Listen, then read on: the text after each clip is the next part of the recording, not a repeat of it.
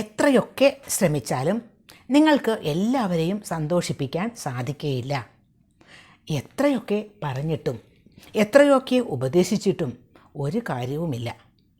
അവൻ അനുസരിക്കുന്നില്ല എന്നൊക്കെ നമ്മൾ പറയില്ലേ? എത്രയൊക്കെ എന്ന് ഉപയോഗിക്കുമ്പോൾ നമുക്ക് ഇംഗ്ലീഷിലാണെങ്കിൽ അതെങ്ങനെയാണ് പറയുന്നത്? ഒരുപാട് ഫ്രേസസ് ഉണ്ട് എത്രയൊക്കെ എന്ന് പറയുന്നതിന്.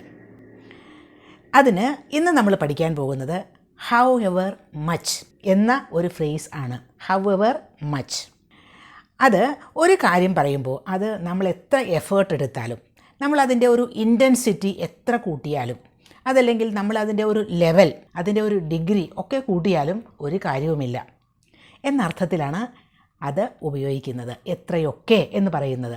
അതിന് ഇന്ന് നമ്മൾ പഠിക്കുന്നത് ഹൗ എവർ മച്ച്. ഇങ്ങനെയുള്ള കാര്യങ്ങൾ ഇംഗ്ലീഷിൽ പറയുന്നതിന് വേറെയും ഫ്രേസസ് ഉണ്ട്. പക്ഷേ ഇന്ന് നമ്മൾ പഠിക്കുന്നത് ഹൗ എവർ മച്ച് എന്നാണ്. ഹൗ മച്ച് എവർ അല്ല, ഹൗ എവർ മച്ച്. എത്രയൊക്കെ ഞാൻ സംസാരിച്ചാലും അവൾ ശ്രദ്ധിക്കാറില്ല. എത്രയൊക്കെ ഞാൻ സംസാരിച്ചാലും. അപ്പോൾ പറയേണ്ടത് however much I talk. ഞാൻ സംസാരിച്ചാലും എന്നല്ലേ? അപ്പോൾ ഈ ഐ ടോക്ക്.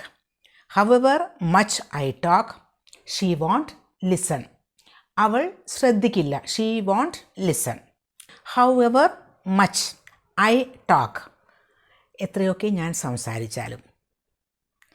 ഇനി എത്രയൊക്കെ ഞാൻ ഉപദേശിച്ചാലും എന്നാണെങ്കിൽ however much I advise. എത്രയൊക്കെ ഞാൻ അവളെ ഉപദേശിച്ചാലും അവൾ ശ്രദ്ധിക്കാറില്ല. However much I advise her she won't listen. അപ്പോൾ ഹൗ എവർ മച്ച് കഴിഞ്ഞിട്ട് സബ്ജക്റ്റ് ഉപയോഗിക്കുക, പിന്നെ ആ വേർബ് ഉപയോഗിക്കുക. ഐ തന്നെ സബ്ജക്റ്റ് വേണമെന്നില്ല, വേറെ ഏത് സബ്ജക്റ്റും നമുക്ക് ഉപയോഗിക്കാം. ഇപ്പോൾ അവൻ എത്രയൊക്കെ സംസാരിച്ചാലും ഞാൻ ശ്രദ്ധിക്കാറില്ല. അങ്ങനെയാണെങ്കിൽ however much he talks I won't listen. Subject കഴിഞ്ഞിട്ട് വേർബ് ഉപയോഗിക്കുക. However much plus subject plus verb. എത്രയൊക്കെ അവൻ വർക്ക് ചെയ്താലും അവന് പൈസ സമ്പാദിക്കാൻ കഴിയാറില്ല. അതെങ്ങനെ പറയും?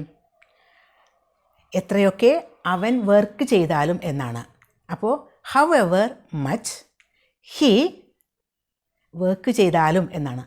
However much he works he can't save money. അവന് പൈസ സമ്പാദിക്കാൻ കഴിയാറില്ല.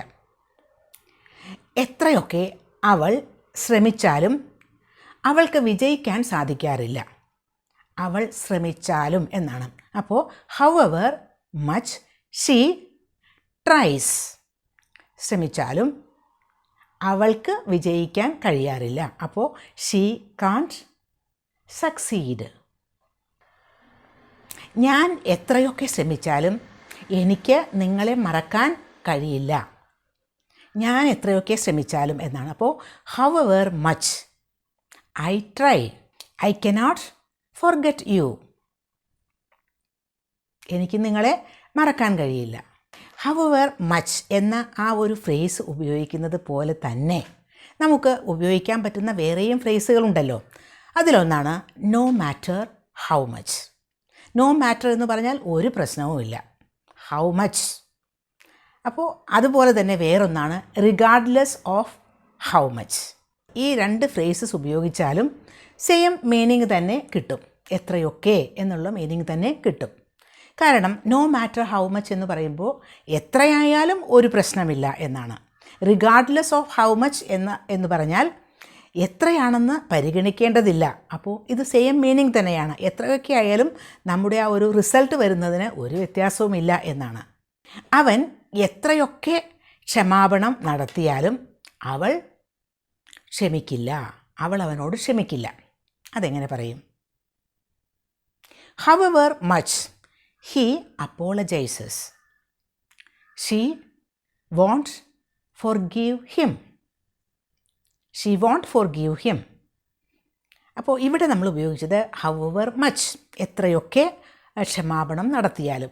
ഇത് നമുക്ക് നോ മാറ്റർ ഹൗ മച്ച് എന്ന് ഉപയോഗിച്ച് നോക്കാം. No matter how much he apologizes, she won't forgive him.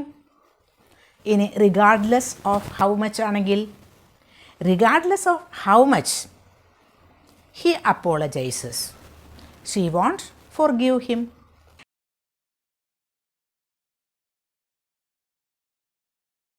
എത്രയൊക്കെ നിങ്ങൾ സത്യം നിഷേധിച്ചാലും സത്യം നിലനിൽക്കുക തന്നെ ചെയ്യും. സത്യം അങ്ങനെ തുടർന്നുകൊണ്ടേയിരിക്കും എന്ന്.